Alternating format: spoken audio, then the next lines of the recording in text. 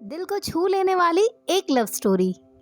नमस्कार दोस्तों, आज की सैड लव स्टोरी हिंदी में हम कल्पना की दर्द भरी कहानी बताने वाले हैं। कभी कभी अपनों के लिए अच्छा सोचना कब बुरा बन जाता है हमें पता भी नहीं चलता। कल्पना के साथ भी कुछ ऐसा ही हुआ। तो आइए चलिए जानते हैं कि क्या है कल्पना की दर्द भरी कहानी। कल्पना एक मध्यम वर्ग परिवार से थी जिसने अपने स्नातक की पढ़ाई पूरी कर ली थी और अब वो अपने घर पर छोटे छोटे बच्चे को ट्यूशन पढ़ाती थी। कल्पना का रंग गोरा था और वह दिखने में एकदम बिल्कुल गुड़िया की तरह दिखती थी। कल्पना के माता पिता उसकी शादी के लिए एक अच्छे लड़के की तलाश कर रहे थे। तभी कल्पना के मामा एक लड़के के बारे में बताते हैं। वो कहते हैं कि लड़के का नाम राहुल है और वो किसी कंपनी में मैनेजर के पद पर है और महीने के 70,000 रुपये कमाता है। कल्पना के माता पिता ने लड़के की फ़ोटो देखी तो उन्हें लड़का पसंद आ गया। जब कल्पना की माँ ने कल्पना को लड़के की तस्वीर दिखाई तो कल्पना ने कहा, जब आप दोनों को लड़का पसंद है तो मुझे भी पसंद है। अब लड़का और लड़की के परिवार वालों ने मिलकर शादी की तारीख तय कर दी। कल्पना के माता पिता बहुत खुश थे कि उनकी बेटी की शादी एक अच्छे घर में हो रही है। पूरे धूमधाम से कल्पना की शादी हो गई। अब कल्पना अपने बचपन के घर को छोड़कर एक नए घर में चली गई। कुछ दिन तो कल्पना को अपने माता पिता और घर की बहुत याद आई। कल्पना की शादी को अब कुछ महीने बीत गए थे। अब उसके पति राहुल पहले जैसा व्यवहार कल्पना के साथ नहीं करते थे। कल्पना से वो चिड़चिड़ा सा रहता था। राहुल अब ना पहले जैसा कल्पना को प्यार करता था और ना ही उसकी बातों को मानता था। कल्पना को समझ नहीं आ रहा था कि वो क्या करे। वो बस अपने दर्द को कम करने की कोशिश करती रहती थी। एक दिन कल्पना को पता चल गया कि राहुल सिगरेट पीने के बहाने छत पे जाता है और किसी लड़की से बातें करता है। जब कल्पना ने राहुल से पूछा, आप रोज़ाना छत पे जाकर किससे बातें करते हैं? इस पे राहुल ने जवाब दिया कि वो मेरे ऑफिस का फ्रेंड है, बस उसी से बातें करता हूँ और तुम अपने काम से मतलब रखा करो, ज़्यादा सीआईडी बनने की ज़रूरत नहीं है।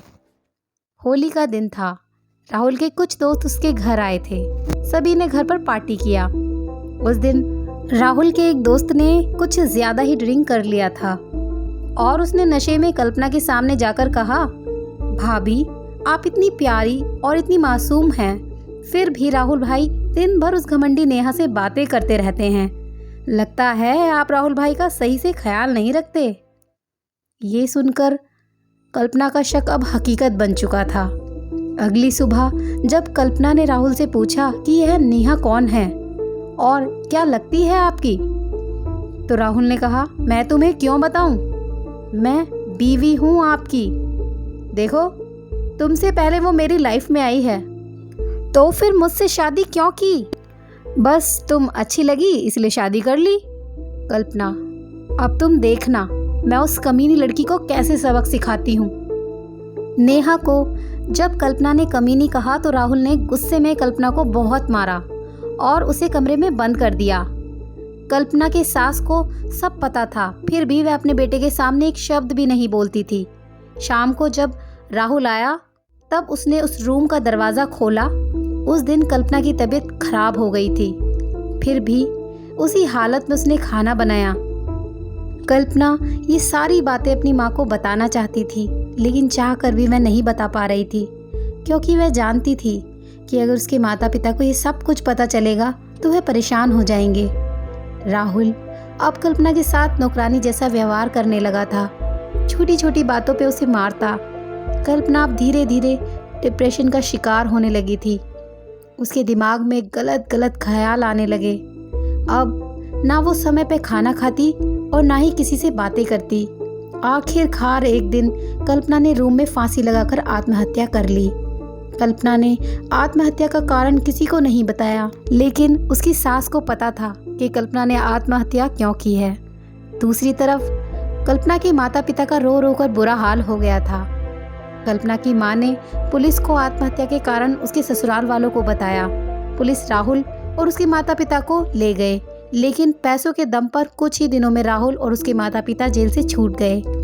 जीवन में अक्सर अच्छा दिखने वाला इंसान अच्छा नहीं होता, उसके अंदर कहीं ना कहीं कोई बुराई छुपी होती है और वही बुराई किसी की ज़िंदगी पूरी तरीके से बर्बाद कर देती है। कुछ ऐसा ही कल्पना के साथ हुआ था।